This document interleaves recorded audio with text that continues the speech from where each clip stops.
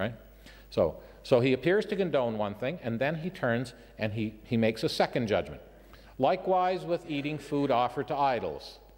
At first, he appears to condone the action. He says, suppose you go over to a new Christian's home. They've just been saved. They're poor, and they invite you over for some hospitality. When you sit down at the table, you have the sneaking suspicion that they've been down to buy their meat at the shambles. Now, of course, many people were bringing food to the temples, the pagan temples. And as you know, the idols didn't have much of an appetite. And so they'd take the food out the back door and they'd sell it to the poor people. So here's a brother. He's a new Christian. He wants to show hospitality. He doesn't have much money. He goes and buys a roast that was already offered to idols. He doesn't know any better. He brings it home. His wife cooks it up. They sit down to eat. And here you are on the other side of the table looking at this food and thinking, I wonder if this was offered to idols. You know what he says? Keep your mouth shut. Don't ask. Eat what's set before you, asking no questions. If you ask, I mean, the idols didn't do anything to it. They didn't drool on it. It's just meat. There's something symbolic here, you know, but it's just meat. So go ahead and eat it, because if you ask and then you find out it was offered to idols, then you won't be able to eat it, because he'll be watching you now, you see. And if you eat food offered to idols, that would be a very bad testimony. So then you won't be able to eat it. The whole night will be a debacle, and it may be that that brother never recovers from this. He was just trying to be hospitable, right? So it appears as if he condones it. But then later on in chapter 10, he says, what? Do you think you can sit at the table of demons and the table of the Lord? You can't. I mean, these men who would be going down to their guild hall, if they were silversmiths or plumbers or whatever they were, they would have these gatherings and they would offer the food to the idols. He says, you can't do that. You can't have a part in that. So at first, when it's dealing with stumbling a weaker brother, he says, you go ahead, don't ask. But later on, when it's your own personal situation as a mature Christian, he says, don't you dare think you can compromise with this matter, you see? So when we're dealing with complex issues, we have to deal with them in their parts. If my son threw a plate of food at his sister, I wouldn't say, son, please don't waste food. Do you know there are children starving in Africa, right? The first issue that I would deal with is the assault and battery of a sister. And after that, I might also say, oh, and by the way, you shouldn't waste food either, right? That's a secondary issue. So now here we have the assembly at Corinth. There's a compound problem. On the one hand, the men who should be allowed to speak as the Spirit leads are getting up and showing off. And I dare say that some of them may have their heads covered. That was the big issue in those days, not whether the women had their head covered, but whether the men had their head covered, because the Jewish males, of course, would only come into the presence of God with their heads covered. So the Apostle Paul points this out, you see. And then, of course, on the other side, the women not only were getting up and professing their own glory, speaking publicly, but they were also, they were not only getting up and professing to glorify God with their lips, they were exposing their own glory with their uncovered heads. So Paul says we got a compound problem here, we'll have to deal with it in its parts.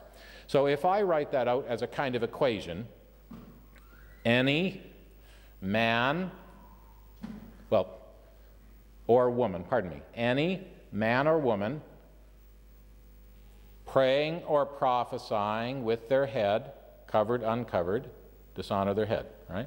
Any, that's the same in both statements. Man, woman, that's the difference.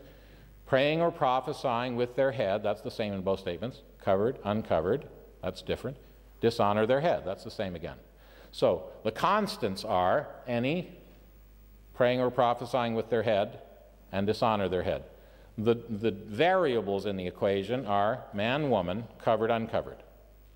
So what Paul is dealing with in chapter 11 is not praying and prophesying. He never mentions it again in the rest of the chapter. He gets to that issue in chapters 12 through 14. There's a compound problem, part that affects the head and part that affects the malfunctioning of the body. So first he deals with the head in chapter 11. He's not dealing with the malfunctioning of the body. He never again mentions praying or prophesying till we get later into chapters 12 through 14. So this section is not advocating women praying and prophesying. It's simply saying that if they're doing it with their head uncovered, they dishonor their head. So it's dealing with the uncovered head there. It's not dealing with praying and prophesying. If I say to my daughter, don't play on the street, if you play on the street and get hit by a car, I'll be very sad. Does that mean that if she plays on the street and doesn't get hit by a car, I won't be sad? No, I will be sad. She'll have disobeyed me. But I'll be very sad if she plays on the street and gets hit by a car, right? So this is it's a logical fallacy to say that if the woman's head is covered, it's okay for her to pray and prophesy in the meetings of the church. That's not being said. It's stating a fact, and then the Apostle Paul zones in on one particular issue, which is the covered, uncovered, and that's what he talks about in the rest of the first half of chapter 11.